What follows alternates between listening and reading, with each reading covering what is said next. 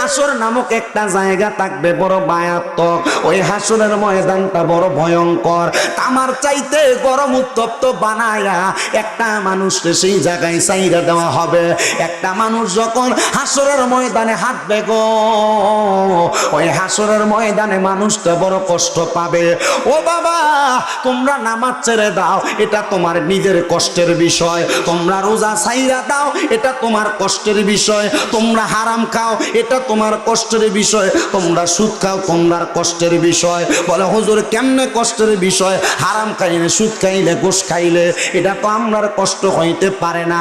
যদি হারাম খায়া কবরে যাও, যদি সুদ খায়া কবরে যাও, যদি পরের হক খায়া কবরে যাও, তামার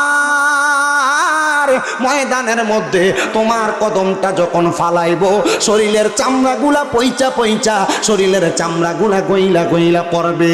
ও বাবা, সুদ খাইতে মন চাইলে তুমি খাইতে থাকো, যদি কবরের আযাব সহ্য করতে পারো, হাসরের ময়দানের কষ্ট সহ্য করতে পারো, ঘুষ খাইলে খাইতে পারো, ভাই ভাতিজার জমি মাইরা খাইতে চাইলে খাইতে পারো, পরের হক মাইরা খাইতে চাইলে খাইতে পারো, যদি কবরের আযাব সহ্য করতে পারো।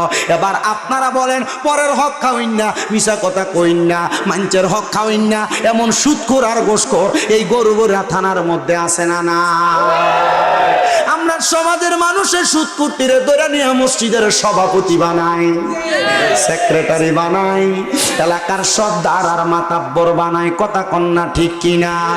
আমার বুঝে আসে না রে, এই সুদকুটির কি একটু শরম লাগে না?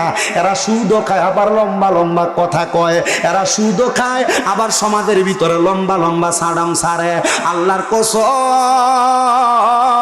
এই হারাম করে সুদ করে ঘুষ করে গুলা যদি সমাজে লম্বা কথাও বলে, এরা দুনিয়াতে লম্বা কথা কইব, আর আল্লাহ হাসরের ময়দানে নামাজিদের সামনে এদিকে জুতা দিয়া বাইরাইব। আছে সুদখোর? আছে। আমরা বসো, বড় অসুস্থ, আপনারে কিছু টাকা দিতে দেওয়া।